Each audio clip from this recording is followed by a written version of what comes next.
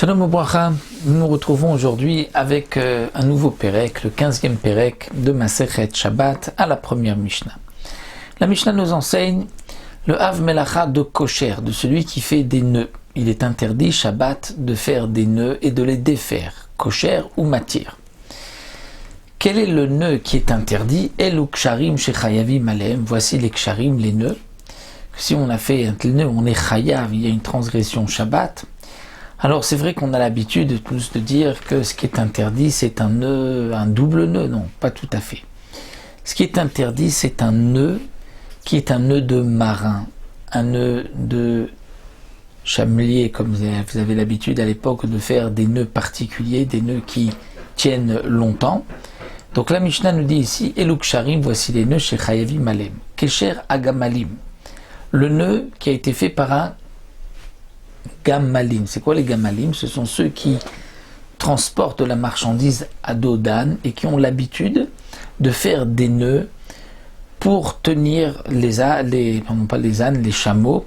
Ils avaient l'habitude d'attacher les chameaux, d'abord percer le nez du chameau, de mettre là-bas une lanière qu'on attachait avec un nœud particulier qui ne se détachait jamais, et ensuite on attachait une autre corde, une autre ficelle à cet anneau pour pouvoir ensuite tirer le chameau.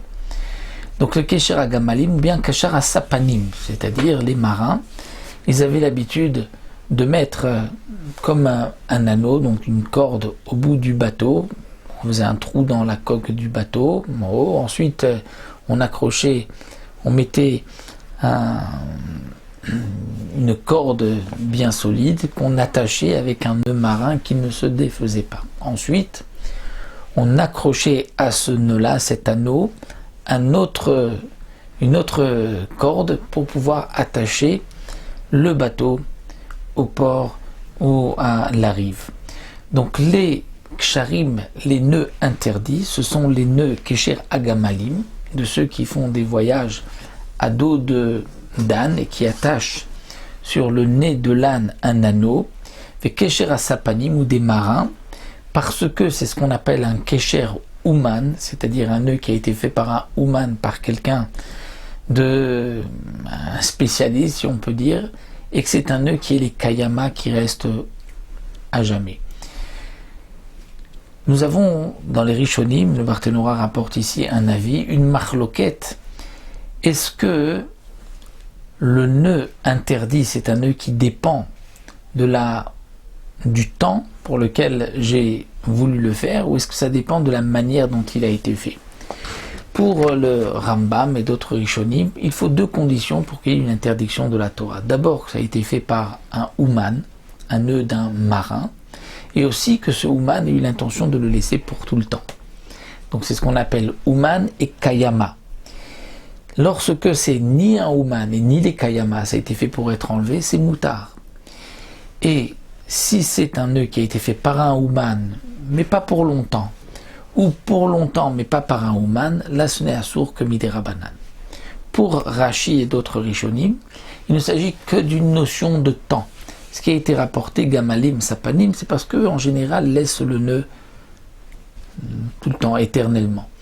Et donc, pour Rashi, un nœud qui a été fait léolam pour tout le temps est interdit. S'il a été fait pour un jour ou deux, on peut le faire et le défaire pendant Shabbat. Et s'il a été fait pour un peu de temps, là c'est Assour Midera Banan. Quel est ce temps interdit pour Rashi? Est-ce que c'est juste un jour permis, au-delà de un jour c'est interdit, ou il faut 3 jours ou 7 jours? Là aussi nous avons une discussion dans les Mefarshim pour la déa de Rashi. Donc nous allons reprendre simplement la Mishnah. Voici les nœuds pour lesquels on est chayav de kosher, kesher agamalim, ceux qui ont été faits par ceux qui transportent de la marchandise à dos d'âne, à dos de chameau, vekesher asapanim, et des marins, le nœud des marins. Ou keshem shu chayav al kishuram, de la même manière que celui qui a fait un nœud est chayav, de même car chayav al eteram, s'il a défait le nœud. Rabbi Meir dit, kol kesher shu yachol latiru ba'achat miyadav en chayavim alav. Tout nœud qui peut être enlevé par une seule main, eh bien on n'est pas chayav Que signifie qu'il peut être enlevé par une seule main? C'est qu'il n'a pas été bien serré, donc il n'y a pas de chiyuv, même s'il a été fait pour être laissé longtemps, étant donné qu'il n'est pas serré, il va s'enlever facilement.